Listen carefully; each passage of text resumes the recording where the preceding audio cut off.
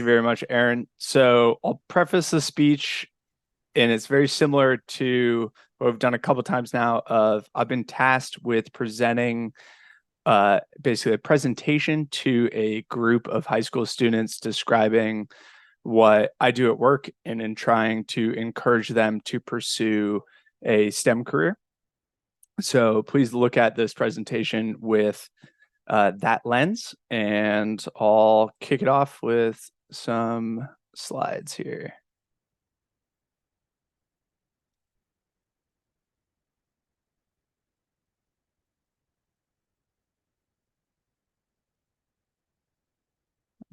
It's presenting on the wrong screen, of course.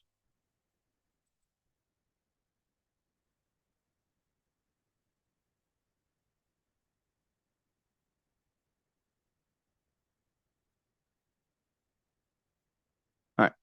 So hello, everyone. My name is Nick Lanzoni. I'm a design engineer with Blue Origin down in Kent. I'm here today to talk to you guys about the role I play in developing the next reusable rocket and to help show you guys some of the cool opportunities that you can have by pursuing a career in a STEM field. So Blue Origin is about 10,000 people.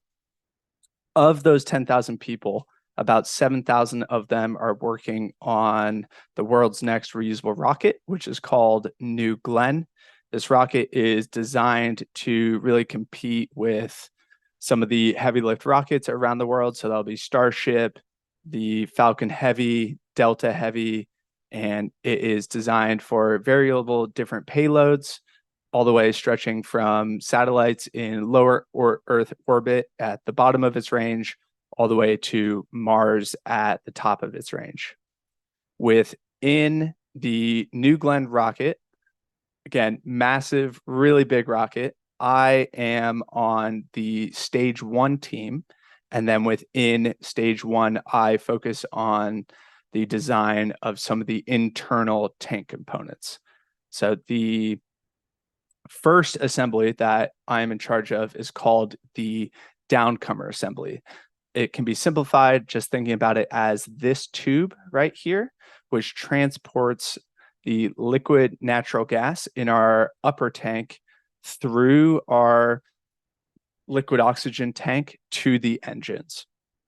The picture in the top left here is a picture from SpaceX's Starship rocket. I'm obviously not allowed to show you guys the actual Blue Origin one, unfortunately, but this is a pretty typical configuration across different reusable rockets where you have just a very large diameter pipe that it is welded into different sections and all welded together to stretch the entire length of the bottom section of the rocket in order to be used in order to transport the propellant evenly to all the different engines.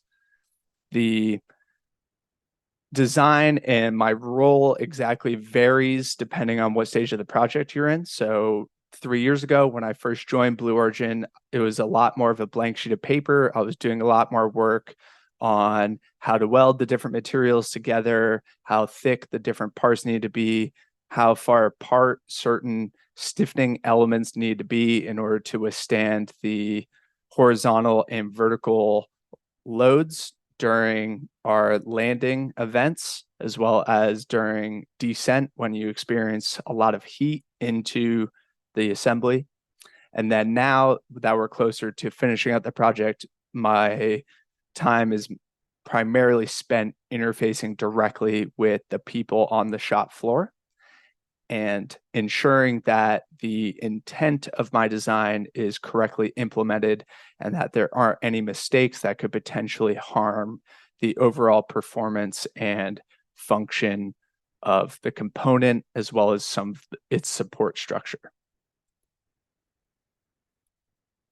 The second main assembly that I'm in charge of is also internal to the tank. It's called a diffuser assembly. The best way I can describe the diffuser is basically a perforated coffee can which is designed to take high pressure, high velocity gas and turn it into low pressure, low velocity gas.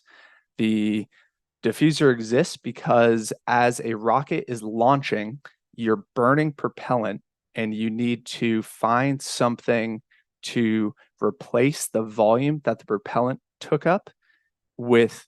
You need to replace it with something. So the best way you can picture this is with a half drinking Coke can. As you drink the Coke, the top of the Coke can is filled with air. Now, we don't really notice this on Earth, but there's an equal pressure between the outside of the Coke can and the air and gas within the top part of a Coke can. When you're on a rocket, it's a completely sealed system. And so this force balancing act does not take place in the same way. We end up with a situation where you still have some propellant below it, but there's nothing there. It's a complete vacuum. And that creates a pressure imbalance between the atmosphere outside and the remaining void inside.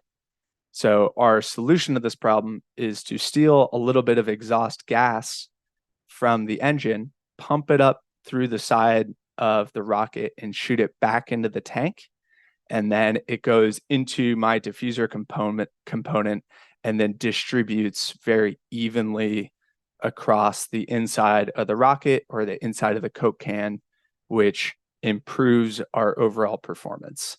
If this is done incorrectly, an event such as the one in this video here takes place,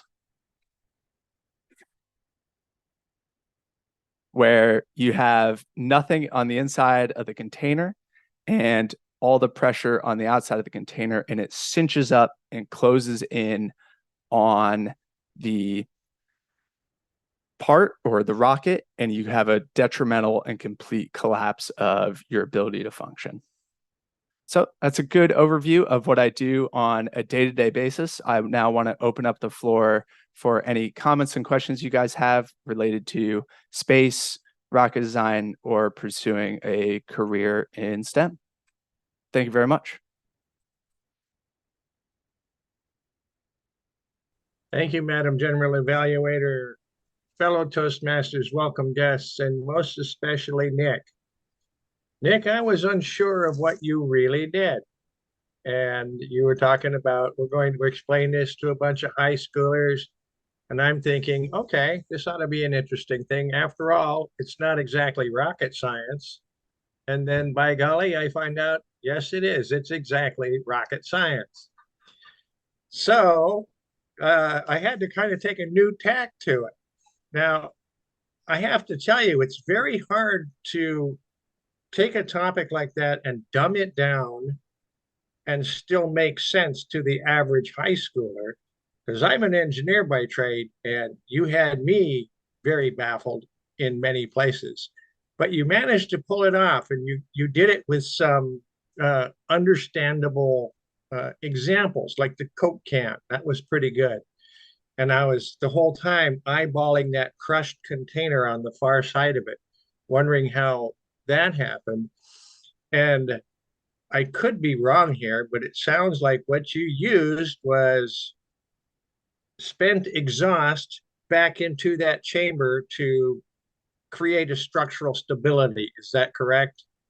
Okay. Something. Exactly. Yep. Okay. So I'm glad I took engineering because I figured that out. But you still managed to make it understandable for the most part. There was a little bit of confusion there. One thing that I didn't understand, you talked about the STEM field, Okay. or I don't understand what that is. Maybe you could have defined what that term means.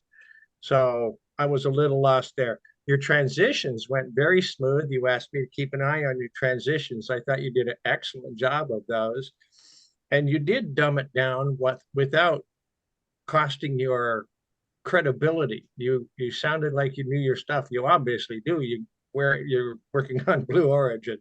I don't just go to Got Jobs and sign up for that one. So pretty impressive. No jargon speak, no, not going over anybody's head. One thing that I think you might have done better, vocal variety.